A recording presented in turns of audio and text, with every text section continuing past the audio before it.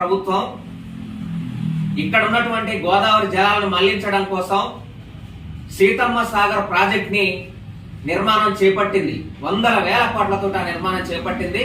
దాంట్లో భాగంగానే చెర్ల మండలంలో ఆ ప్రాజెక్టుకి సంబంధించినటువంటి కరకట్ట ఒకటి నిర్మాణం కార్యక్రమాలు చేపట్టింది.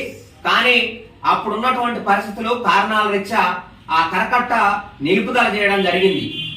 ఆ కరకట్ట నిలుపుదల చేయడంతో పాటు కరకట్ట మళ్ళీ కడతారా లేదా అనేటువంటి స్పష్టత ఇవ్వనటువంటి పరిస్థితి ప్రస్తుతం నెలకొని ఉంది.